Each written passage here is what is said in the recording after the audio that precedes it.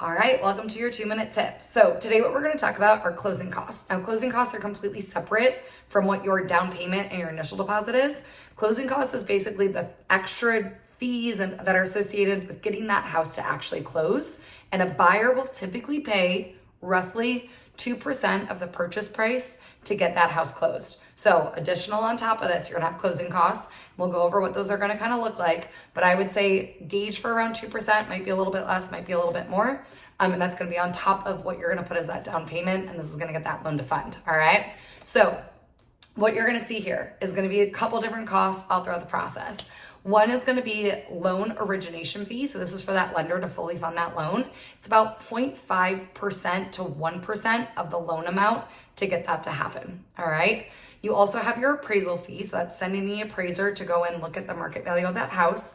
That could cost anywhere from around $300 to $600. And then also you have your home inspection. Again, it could cost anywhere from around $300 to $600, depending on the size of the home and any additional costs that you might want, like a sewer scope or getting a termite person out there. So roughly $300 to $600. You are gonna have your property taxes as well as homeowner insurance included as well. So you're gonna pay a portion of your property taxes and you're gonna have to pay a whole first year of your homeowner's insurance at time of closing. All right, so that's gonna be included as well.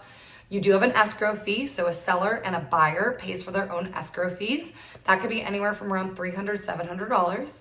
And then you have also a recording fee. Now the recording fee is basically recording the property transfer to your name. It's around $50 to $150 roughly. And then other than that, you do have some transfer taxes.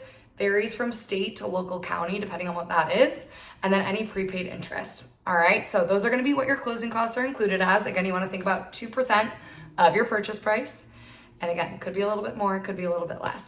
That is your 2-minute tip. If you have any questions, let me know.